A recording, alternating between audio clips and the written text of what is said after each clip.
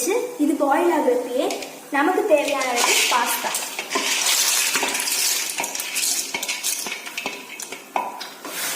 இது போட்டு நல்லா பாயில் பண்ற வரைக்கும், பாயில் ஆகுற வரைக்கும் வெயிட் பண்ணலாம். தேவையான அளவு ஆயில் ஊற்றிக்கலாம்.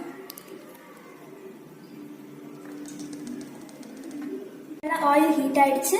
ஆயில் ஹீட் ஆன வாட்டி நாம எடுத்து வச்சிருக்க ஆனியன்,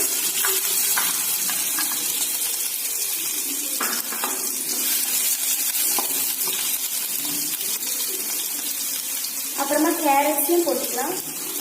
உங்களுக்கு வேணா நீங்க வேற ஏதாவது வெஜிடபிள்ஸ், பீன்ஸ், கேப்சிகம் எது வேணாலும் யூஸ் பண்ணிக்கோங்க.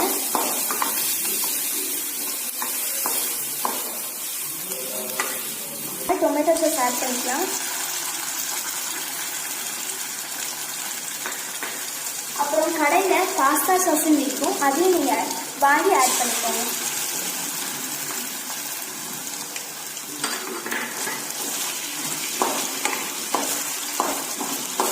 இப்போ இது நல்லா ஃப்ரை ஆயிடுச்சு. நம்ம காரத்துக்கு தேவையான அளவு சில்லி பவுடர் போட்டுக்கலாம்.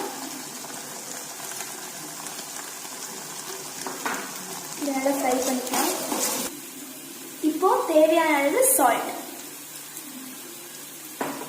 இதையும் ஆட் பண்ணி நல்லா ஃப்ரை பண்ணிக்கலாம்.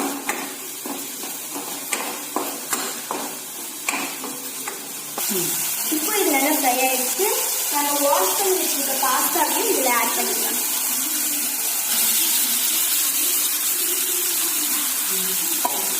ஆட் பண்ணி நல்லா ஃப்ரை பண்ணுங்க.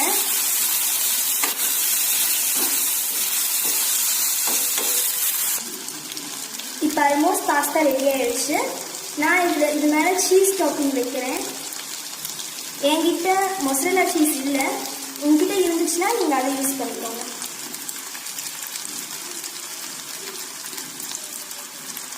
ஸோ இதை வச்சு கொஞ்ச நேரம் சிம்லேயே வச்சுக்கலாம்.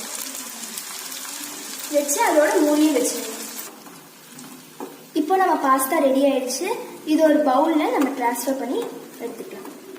இப்போ நம்ம பாஸ்தா ரெடி ஆயிடுச்சு.